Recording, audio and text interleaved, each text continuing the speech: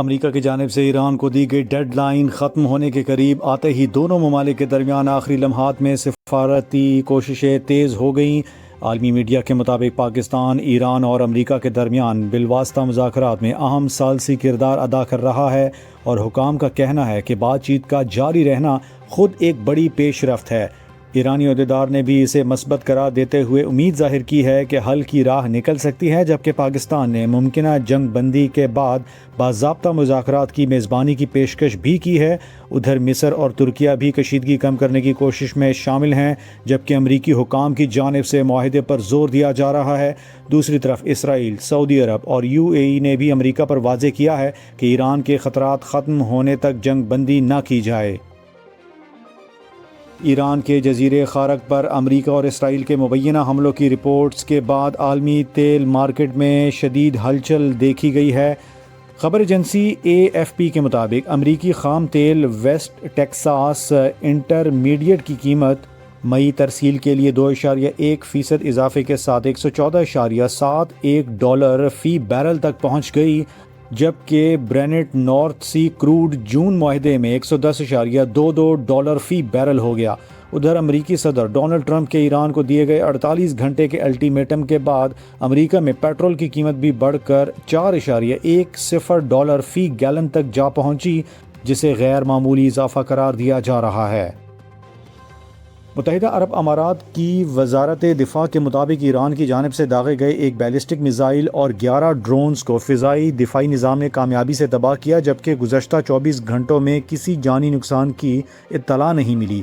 حکام کے مطابق اب تک مجموعی طور پر 520 بیلسٹک میزائل، 20 کروز میزائلز اور 2221 ڈرونز مار گرائے جا چکے ہیں۔ تاہم حالیہ حملوں میں مزید 2 ہلاکتوں کے بعد مجموعی تعداد 10 ہو گئی، جن میں مختلف ممالک کے شہری شامل ہیں، جبکہ 221 افراد زخمی بھی ہوئے۔ وزارت دفاع نے واضح کیا کہ ملک کی سلامتی، خود مختاری اور استحکام کے تحفظ کے لیے ہر ممکن اقدامات کیے جا رہے ہیں۔ حکومت نے کرپشن اصلاحات کے تحت دسمبر 2026 تک سرکاری افسران کے اثاثے پبلک کرنے کا فیصلہ کیا ہے۔ نیب کے چیئرمین تعیناتی کے طریقہ کار کو بہتر بنانے اور بیرون ملک لوٹی گئی دولت واپس لانے کے لیے عالمی معاہدوں میں اصلاحات کی بھی منصوبہ بندی کی گئی ہے۔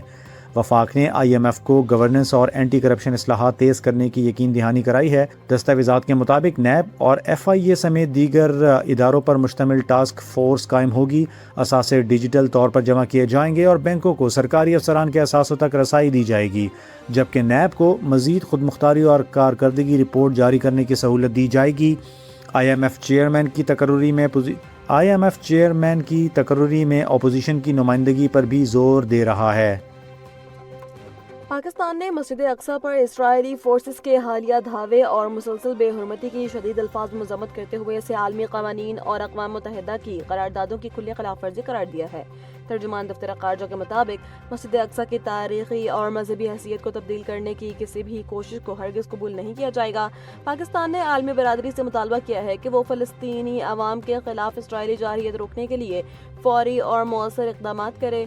ترجمان نے واضح کیا کہ پاکستان 1967 سے قبل کی سرحدوں پر مشتمل ایک آزاد اور خود مختار فلسطینی ریاست کے قیام کے اپنے مطالبے پر قائم ہے اور فلسطینی کاز کی بھرپور حمایت جاری رکھے گا۔ امریکی صدر ڈونلڈ ٹرمپ نے ایک بار پھر نیٹو کو کاغذی شیر قرار دیتے ہوئے سخت تنقید کا نشانہ بنایا ہے اور امریکہ کے اس اتحاد سے علیحدگی پر سنجیدگی سے غور کرنے کا اشارہ دیا ہے۔ غیر ملکی خبر رساں ایجنسی کے مطابق ٹرمپ نے جاپان اور جنوبی کوریا پر بھی مدد نہ کرنے کا الزام عائد کیا ہے، تاہم سعودی عرب، قطر، متحدہ عرب امارات اور کویت کے ساتھ تعلقات کو شاندار قرار دیا۔ دلچسپ بات یہ ہے کہ انہوں نے کویت کی جانب سے نادانستہ طور پر 3 امریکی طیارے مار گرائے جانے کا ذکر کرتے ہوئے کہا کہ انہیں پیٹریاٹ میزائل چلانا نہیں آتے تھے۔ امریکی صدر نے پاکستانی وزیر اعظم شہباز شریف کا حوالہ دیتے ہوئے دعویٰ کیا کہ اگر وہ جنگ نہ رکواتے تو 3 سے 5 کروڑ انسانی جانوں کا ضیاع ہو سکتا تھا۔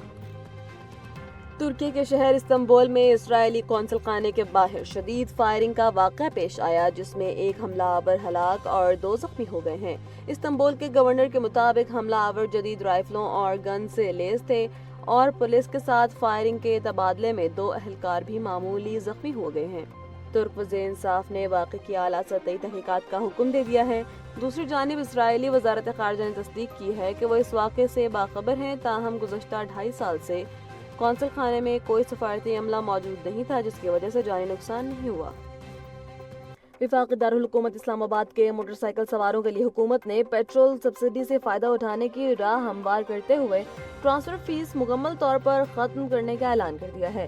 وفاقی وزیر داخلہ محسن نقوی کے مطابق یہ سہولت 1 ماہ کے لیے فراہم کی گئی ہے تاکہ شہری اپنے موٹر سائیکلیں اپنے نام کروا کر وزیر اعظم کے ریلیف پیکج کا حصہ بن سکیں۔ اس اقدام کے بعد اب شہری بغیر کسی اضافی چارجز کے ایکسائز آفس اسلام آباد سے رجسٹریشن اپنے نام منتقل کروا سکتے ہیں۔ 1 ماہ تک موٹر سائیکل ٹرانسفر پر کوئی فیس وصول نہیں کی جائے گی۔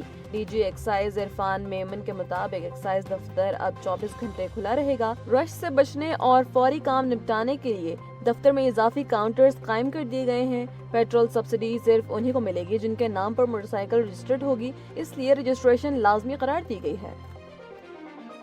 عالمی مالیاتی ادارے کی مینیجنگ ڈائریکٹر کرسٹالینا جارجیوا نے خبردار کیا ہے کہ مشرق وسطی میں جاری جنگ عالمی معیشت کے لیے ایک بڑا خطرہ بن چکی ہے۔ انہوں نے واضح کیا کہ اس تنازع کے باعث عالمی سطح پر شرح نمو میں کمی اور مہنگائی میں مزید اضافے کا قوی امکان ہے۔ IMF کے مطابق اگر یہ جنگ نہ ہوتی تو معاشی نمو میں بہتری کی امید تھی، مگر اب تمام اشارے سست روی کی جانب اشارہ دے رہے ہیں۔ جارجیوا نے مزید کہا کہ کئی متاثرہ ممالک نے مالی امداد کے لیے IMF سے رجوع کیا ہے، جس کے بعد ادارہ موجودہ قرض پروگراموں کی حد بڑھانے پر غور کر رہا ہے۔ جنگ کی وجہ سے عالمی پیداوار اور تجارتی سرگرمیوں میں رکاوٹ پیدا ہو رہی ہے۔ سپلائی چین متاثر ہونے سے ایندھن اور اشیاء خوردونوش کی قیمتیں بڑھنے کا خدشہ ہے۔ IMF ضرورت مند ممالک کے لیے قرضوں کے کوٹے میں توسیع کر سکتا ہے۔ پاکستان نے بھی IMF کو کرپشن کے خاتمے اور اصلاحات کے حوالے سے تحریری یقین دہانی کرائی ہے۔